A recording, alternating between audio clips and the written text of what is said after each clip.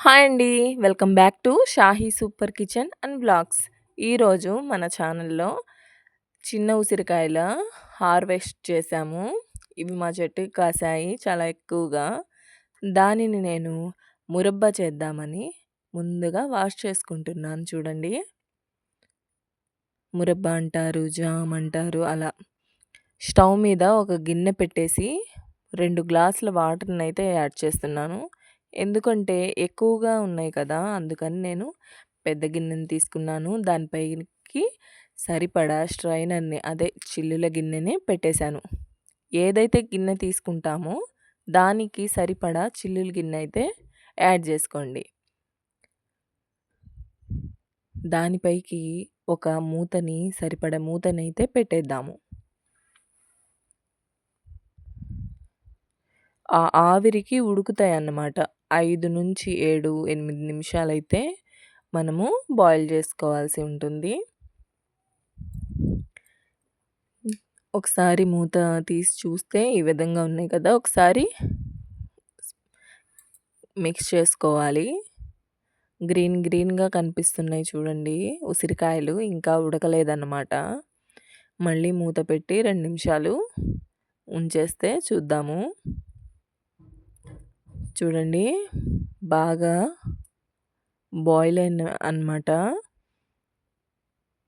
పర్ఫెక్ట్‌గా ఉన్నాయన్నమాట. దాన్ని ఒక గిన్నెలోకి తీసేసుకుందాము. ఎందుకంటే ఇంకో బ్యాచ్ వేయాలి కదా! అందుకని నేను తీసేస్తున్నాను. లేదు మీ దగ్గర అన్నీ ఉన్నాయంటే ఆ చిల్లులు గిన్నెనే పక్కన పెట్టేసి ఏదైతే కింద ఉన్న వాటర్‌ని పడేసుకోవాలి. చూడండి ఇది సెకండ్ బ్యాచ్ అనమాట వేస్తున్నాను. ఇవి కూడా సేమ్ అలాగే మూత పెట్టేసి కాసేపు చూడండి. ఫస్ట్ బాయిల్ చేసుకున్న ఉసిరికాయ అనమాట. చాలా కాలుతుందండి అది. ఆ విధంగా ఉడికిపోయిద్ది.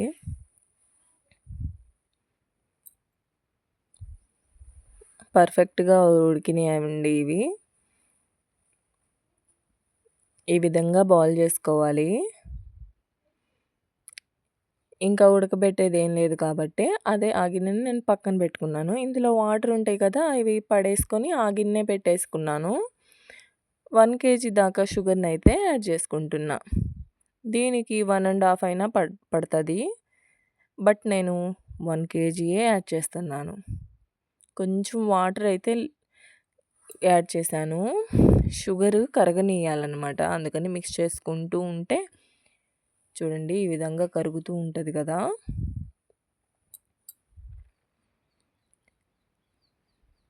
షుగరు కరగంగాల్నే ఈ ఉడకబెట్టుకున్న ఉసిరికాయలనైతే యాడ్ చేసుకుందాము. చూడండి. ఇంకా మన ఛానల్‌ని సబ్స్క్రైబ్ చేయకపోతే వెంటనే సబ్స్క్రైబ్ చేసుకోండి.